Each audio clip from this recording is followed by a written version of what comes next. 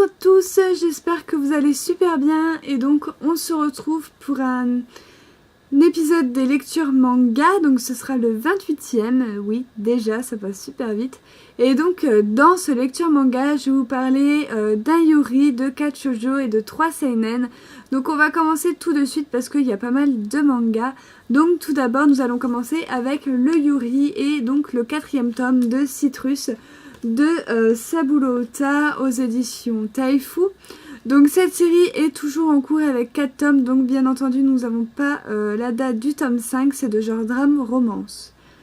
Alors dans ce tome 4, j'ai beaucoup aimé ce tome 4, donc voilà, je vous montre déjà la page couleur qui est super belle. On va avoir dans ce tome 4 deux nouveaux personnages, deux sœurs jumelles qui vont arriver et qui vont mettre un petit peu leur grain de sel entre Mei et Yuzu, puisque une de ses sœurs est amoureuse de Mei. Donc voilà, et elles vont se rencontrer en fait dans le voyage, dans la... comment dire ça? Elles vont se rencontrer à la gare, là où elles doivent partir pour aller en voyage scolaire. Et donc Yuzu va apprendre qu'une de ses sœurs est amoureuse de quelqu'un sans pour autant savoir qui c'est. Mais au fur et à mesure des pages, au fur et à mesure de l'histoire, pardon, elle va se rendre compte de qui elle est amoureuse et elle va se rendre compte que toutes les deux sont amoureuses de la même personne. Donc quand la sœur va annoncer à Yuzu comme quoi qu'elle va déclarer ses sentiments à Mei, Yuzu dans sa tête c'est genre panique à mort, mais voilà, elle veut rien lâcher, elle non plus. D'ailleurs elle lui dit, à la sœur lui dit bon ok on est amoureuse de la même personne soit, c'est un petit peu chacun pour soi hein. Et donc voilà, j'ai beaucoup aimé, donc voilà, j'ai hâte de voir le tome 5 comment va évoluer l'histoire, puisque ça y est, dans ce tome 4 les sentiments sont dits, tout est dit, donc voilà, il n'y a plus que à avancer, tout ça. Donc voilà, et encore c'est pas encore fait hein, puisque nous n'avons pas la réponse de Mei dans ce tome 4, il faudra être encore patient. Je pense que l'auteur a encore beaucoup de choses à nous faire découvrir. Donc voilà, en tout cas les sentiments sont bien mis en avant, j'ai trouvé dans ce tome 4, bien plus que dans les 3 premiers tomes, où on a vraiment une Yuzu qui veut se battre pour son amour et ne pas la laisser à quelqu'un d'autre. Donc j'ai vraiment beaucoup aimé ce tome 4 et je vous conseille la série parce que c'est vraiment un yuri que j'adore, c'est mon premier et je suis vraiment très contente de me l'avoir procuré parce qu'il est vraiment top, donc voilà, je l'aime d'amour. Donc voilà. Ensuite nous avons le tome 6 de I Love Anakin de Fuyu Komaoka de Delcourt Tonkam, oui, donc c'est terminé en 11 tomes, nous n'avons pas la date du 7e tome, normal puisque l'apparition est genre super trop lente. C'est un shoujo, oui, on est passé dans le shoujo, de genre romance, tranche de vie. Donc dans ce tome 6, voilà, c'est l'amour fou entre Nana et Anakin, et voilà, et donc dans ce tome là c'est vraiment trop chou. Donc voilà, on a Nana qui est toute folle parce qu'ils se sont échangés leur premier baiser à la fin du tome précédent, donc voilà, où c'est que c'était Noël. Donc voilà, c'est vraiment trop chou, c'est vraiment voilà, du tranche de vie. Dans ce tome 6, on a un garçon qui apparaît, donc voilà, le petit garçon brun, là, je sais plus comment il s'appelle. Voilà, Kojo-kun, donc un ancien élève et ami de la jeune fille qui revient et qui va déclarer son amour à la jeune fille, sauf que pour lui ça va être un flop puisque Nana est complètement folle amoureuse de Anakin. Donc voilà, c'est à peu près tout ce qui se passe dans ce tome. On a voilà un petit peu la confrontation des deux garçons et voilà le fait de dire non à quelqu'un, voilà, de rejeter quelqu'un. Donc voilà, mais de toute façon Nana n'a pas trop le choix puisqu'elle est déjà en couple et elle aime son petit Anna, donc du coup voilà, je trouve que c'est vraiment on a eu vraiment un gros tome. Donc c'était assez plaisant, il va jusqu'au bout, on n'a pas de bonus dans celui-là. Donc c'était assez plaisant, c'est vraiment un yaoi, oula. C'est vraiment un shoujo pour moi qui fait bien son taf. comment on dit, un taf de rafraîchissement, de douceur, de tendresse, voilà, un petit shoujo cocooning, donc voilà, un petit shoujo bien plaisant de temps en temps, ça fait vraiment pas de mal d'avoir ce genre de lecture, surtout quand vous avez une journée bien chargée au taf. Donc voilà. Ensuite, je me suis lu le tome 3 de Prince et Héros de Daisy Yamada aux éditions Delcourt Tonkam. Donc cette série est terminée en 4 tomes. Et nous aurons le tome 4 le 1er février, c'est de genre comédie-romance. Donc dans ce tome 3, nous avons notre héroïne, j'ai oublié comment elle s'appelle. C'est pas marqué, j'adore quand ils marquent pas les prénoms des personnages. Anna. Voilà, Anna. Donc on a Anna qui va se rendre compte qu'elle est finalement tombée amoureuse de Héros. Malheureusement, Héros, il est en couple, notez bien les guillemets parce qu'on sait même pas s'il est en couple ou pas, mais Anna croit qu'il est en couple avec une jeune fille qui se nomme Megumi, qui est juste une personne d'apparence adorable mais qui est en fait une vraie saloperie. Et on se rend bien compte dans ce tome 3, voilà, que c'est une connasse. Et donc voilà, ça va être un petit tome qui m'a fait légèrement verser ma petite larmichette parce que clairement on plaint notre héroïne, voilà, qui est amoureuse d'un homme qui est peut-être déjà pris, ça on le sait pas finalement, qui est peut-être déjà pris par une fille qui a l'air finalement au milieu de Prince et Héros. Donc voilà, on apprend que Megumi fait partie également du passé de Prince, qu'on sait pas, et d'ailleurs qui sera dévoilé dans le dernier tome, bien entendu, toujours dans le dernier tome. Et donc voilà, j'ai vraiment hâte d'avoir le 4e tome pour voir comment ça finit, pour voir finalement de quel côté Anna va aller, soit de Prince, soit de Héros. Moi j'aimerais que ce soit Héros parce que je suis team Héros, voilà, depuis le 1er tome. Donc voilà. Voilà, les dessins sont juste trop cuteness, donc voilà, comme les 2 premiers tomes, ça change pas. Donc voilà, hâte de voir le tome 4, voilà, plein de sentiments encore dans ce tome 3, vous passez un petit peu du rire aux larmes. Donc voilà, Prince a vécu quelque chose de très dramatique dans son passé. Donc voilà, ce qui fait qu'on comprend un petit peu sa situation, de pourquoi il est aussi des fois détestable avec l'héroïne. Mais bon, ce n'est pas une raison. Et moi, donc, j'ai très hâte de savoir ce qui va se passer dans le dernier tome. Et bien sûr, je vous parlerai également de ce fameux dernier tome. Ensuite, je me suis lu le 7e tome de Roro Hello de Toko Minami de chez Delcourt Tonkam. C'est une série toujours terminée en 11 tomes et le 8e tome nous paraîtra le 1er février. C'est de genre Robot Stroche de vie. Donc dans ce tome 7, voilà, ça y est, nos 2 héros, Riri et j'ai oublié son prénom. Donc Riri et lui, parce que j'ai complètement oublié son prénom. Voilà, maintenant ils sont en couple, donc voilà, c'est parfait. Sauf qu'au tout début de ce tome, on n'a pas encore fini avec Selina. Voilà, Selina pète toujours son câble. Donc voilà, donc c'est la cousine du gars qui est folle amoureuse de ce gars. Et donc voilà, quand lui il se met en couple avec Ririko, finalement ça va pas. Mais voilà, ça va très vite se régler. Et on va avoir encore un garçon dans les pattes, donc le même garçon que quelques tomes précédemment, qui revient un petit peu à la charge dans ce tome 7. Hein. Donc j'ai envie de vous dire, il commence à faire chier, hein, voilà, pour rester poli. Mais sinon, voilà, c'était un très bon tome 7, pareil comme I Love Anakin, qui est un très bon divertissement après une dure journée de labeur. Et donc voilà, j'ai rien d'autre à vous dire de plus dessus, si ce n'est que j'adore toujours autant, j'ai toujours hâte d'avoir les tomes suivants.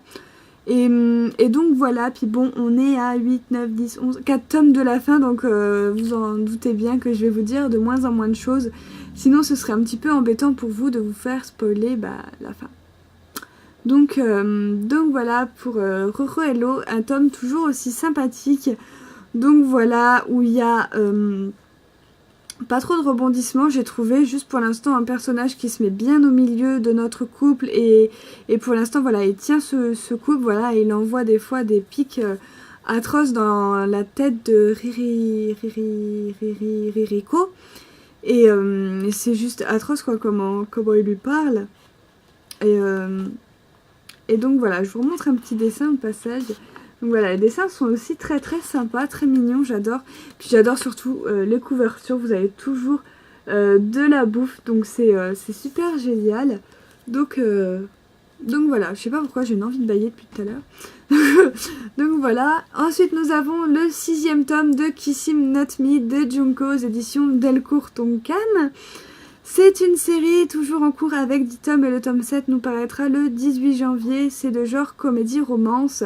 Donc dans ce tome-là, toujours aussi mort de rire, on a Mutsumi qui a pris sa grande décision. Il a pris la décision de déclarer ses sentiments à Kae. Malheureusement, les 4 autres garçons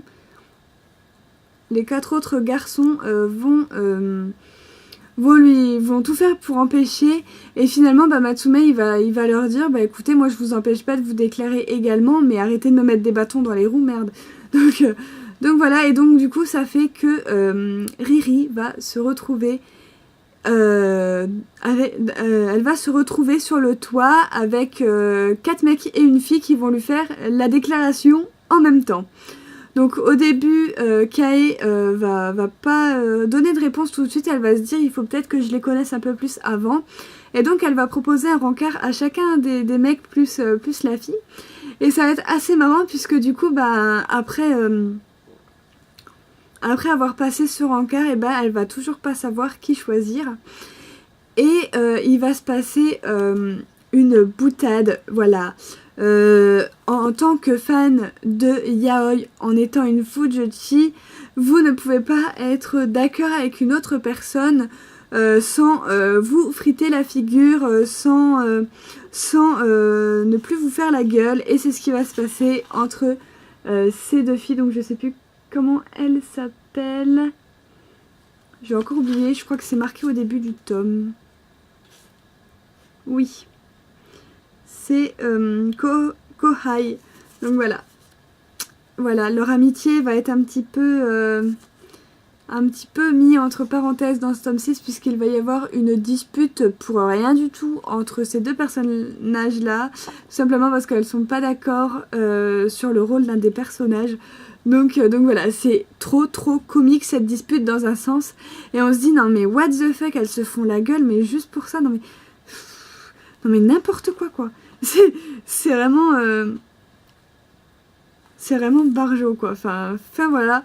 Et donc voilà, c'est toujours aussi marrant, j'adore toujours autant. Donc voilà, j'ai commencé à regarder l'anime, c'est des barres de rire toutes les 2 secondes. Donc voilà, donc je vous conseille au moins soit le manga, soit l'anime si vous voulez passer juste un excellent moment. Voilà, rigoler, vous détendre. Donc voilà, c'est vraiment génial comme histoire. Donc voilà, un shoujo qui change beaucoup. Donc voilà.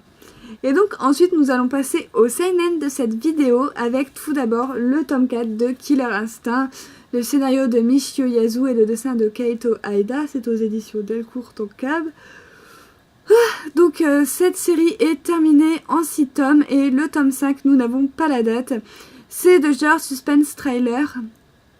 Donc dans ce tome 4, comment vous dire que ça devient complètement n'importe quoi.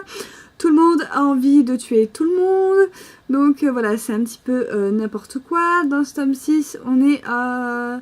dans ce tome 4, pardon, il y a 5 jours qui sont déjà passés. Il leur en reste que 2, il me semble. Et en fait,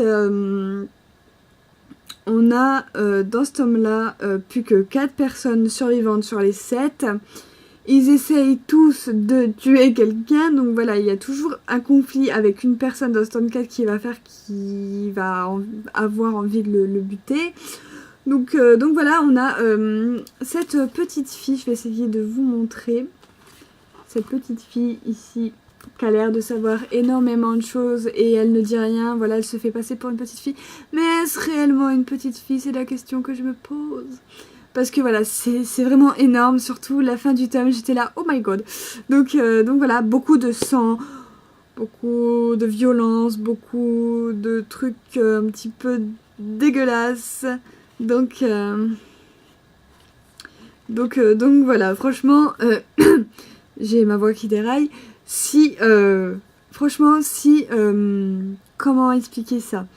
Franchement, si vous avez un côté trop sentimental, tout ça, que vous aimez pas trop les choses trop gore et tout, ne lisez pas ça, c'est pour public averti de 16 ans et plus, et respectez bien, parce que franchement, même moi quand on est 22, bientôt 23 d'ailleurs, cet homme-là, j'ai eu beaucoup de mal, même si j'étais à fond dedans. Il y a quelques scènes où, voilà, des fois je fermais les yeux, j'étais là, non, je veux pas voir ça.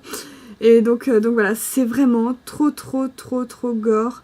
Donc voilà, dans ce tome 2, beaucoup de manigances, beaucoup de révélations aussi à propos de ce personnage ici qui doit cacher encore quelques trucs. Donc voilà, j'ai hâte de voir la fin, j'ai hâte de voir quel sera le dernier survivant.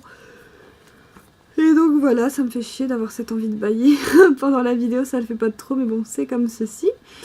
Donc voilà, en plus il y a des espèces de bestioles à un moment donné, c'est juste bleu. Donc voilà, j'ai pas trop envie de dire excellent survival game, excellent CNN, non, on est très loin de là. C'est un très bon divertissement comme King's Game. Voilà, j'irai pas plus loin. Donc voilà, c'est comme King's Game, hein. C'est même encore un petit peu moins bon, je trouve, que King's Game. Mais voilà, on est vraiment quand même plongé dedans. Et franchement, ça se lit vite, donc ça va. C'est pas un flop, hein, très loin de là, parce que voilà, j'aime bien. Moi, j'ai toujours cette hargne de savoir qui c'est qui reste à la fin. Et donc voilà, je vais le continuer quand même jusqu'au bout, et je vous en reparlerai jusqu'au bout. Ensuite, nous avons le tome 4 de Bloody Delinquent Girl Shensuo de Rei Mikamoto, donc aux éditions Akata. Donc c'est toujours en cours avec 12 tomes, et le tome 5 nous paraîtra le 12 janvier. C'est un CNN de genre suspense horreur.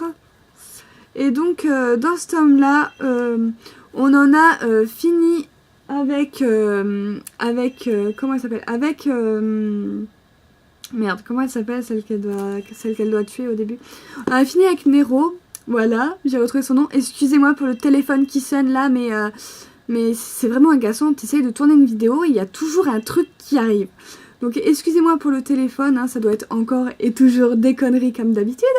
Donc je reviens à mon tome 4 de Bloody Delinquent Girl Shensuo. Cette vidéo est complètement merdique, mais bon, c'est pas grave. Donc voilà, on en a fini avec Nero depuis le précédent tome, mais on va avoir de nouveaux personnages qui vont arriver, et bien évidemment on a des rebelles de l'armée de Nero qui se sont barrés et du coup qui n'ont pas été encore assassinés, et donc qui vont venir parce qu'ils en ont après une personne qui s'appelle Natasha, donc qui est la nouvelle personne qui arrive, et donc voilà, cette jeune femme, elle va tout de suite aller voir Gecko, lui dire que voilà, elle a ses amis qui sont transformés en zombies, qui veulent la tuer, tout ça. Et donc on va faire la rencontre de ces personnages-là. On va également faire la rencontre de mystérieux personnages à la fin du tome, qui s'annoncent être un petit peu les gardiens de la paix, voilà, les protecteurs, voilà, ceux qui éradiquent le mal pour faire le bien. Donc voilà, dès qu'ils voient quelqu'un, voilà, qui est prêt à faire une connerie, ou même si c'est un rapport avec le sexe, il va tout de suite lui trancher la tête.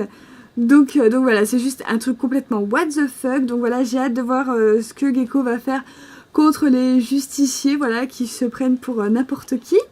Donc voilà, j'ai hâte. Donc c'est encore un tome bien violent, bien sanglant, il y a des têtes qui tombent. Donc voilà, et voilà, ça me fait toujours autant rire parce que c'est très what the fuck, très bien perché, il faut l'avouer. Et donc du coup, bah, des fois je me tape des crises de rire tellement que j'arrive même plus à m'arrêter. Donc voilà, c'est assez rigolo, alors que bah, d'un point de vue ça parle de pas grand chose et c'est surtout très violent, mais en fait c'est dans des situations tellement what the fuck et tellement marrantes que bah du coup ça nous fait bien rire, et donc on passe un excellent moment avec cette lecture. Du coup voilà, et ensuite pour terminer, le meilleur pour la fin, donc le tome 2 de La vie en dol de Junya Inoue des éditions Glénat. Cette série est terminée en 4 tomes, on n'a pas la date du top 3, c'est assez dead de genre suspense fantastique. J'ai adoré ce tome 2 qui est sur la même lignée du tome 1 qui avait déjà été un coup de cœur pour ma part. Donc je vous montre la page couleur. Donc voilà, vraiment très très beau. Donc voilà, il se passe quoi? Donc on est avec un nouveau personnage qui a recueilli Kazumi et Kozumi par la même occasion, hein, puisqu'elles sont toutes les deux tout le temps ensemble. Petite fille qui est dans le miroir. Donc voilà, il a recueilli Kazumi et on apprend donc qu'il est dans la fameuse... qu'il est du côté ennemi en fait, mais qu'il en a un peu marre parce que voilà, de voir Kazumi à la fin du tome dans une situation tellement désespérée, bah, ça lui a fait changer ses points de vue et donc maintenant il veut la protéger. Malheureusement ça va pas se passer comme ça puisqu'on va avoir une nouvelle vierge, donc quelqu'un qui va en avoir encore après Kazumi. Et donc voilà, Kazumi va devoir prendre des décisions et elle va pas hésiter à faire appel à Kozumi. Donc là on va bien voir que nos deux jeunes filles sont liées, voilà, qu'elles commencent à s'entendre de mieux en mieux, qu'elles commencent à s'accepter toutes les deux. Donc voilà, on va parler de... elle va avoir deux amis et son amoureux, enfin son amoureux entre guillemets puisqu'ils sortent pas ensemble encore, qui vont être, comment on dit, qui vont être pris pour cible en fait. Ils vont se faire enlever et donc Kazumi va décider d'aller les sauver en tant que Kozumi et j'ai trouvé ça vraiment très beau. Donc voilà, alors que pourtant un des deux personnages n'était vraiment rien pour elle, j'ai trouvé ça vraiment beau.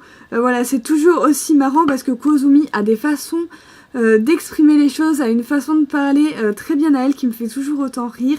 Donc voilà, elle y va cash, voilà, et ça me fait toujours autant rire. On a encore vraiment un super beau combat qui va encore être plus intense que dans le premier tome. Voilà, on va découvrir encore des trucs de plus en plus merveilleux pour Kazumi qui a l'air de s'en sortir pour le moment. Donc voilà, regardez-moi cette page-là de combat, comment elle est vraiment super belle. C'est vraiment un tome que j'ai adoré. Donc voilà, et jusqu'au bout, on va se demander, est-ce que Kazumi va s'en sortir? Est-ce que cette fois, est-ce qu'elle va y rester ou pas? Donc voilà, l'auteur arrive très bien à mettre le lecteur en suspense jusqu'à la fin. Donc voilà, j'espère que vous voyez bien ce que je veux dire. Jusqu'à la dernière page. Et donc voilà, je trouve ça vraiment super bien. Donc voilà, c'est vraiment un coup de cœur pour moi cette série. Et donc voilà, j'attends le tome 3 avec beaucoup d'impatience. Donc voilà, j'espère que mon lecture manga vous aura plu. N'hésitez pas à me dire tout ça dans les commentaires, à mettre un petit j'aime si ma vidéo vous a plu. Et moi je vous dis à très bientôt pour une prochaine vidéo. Bye bye!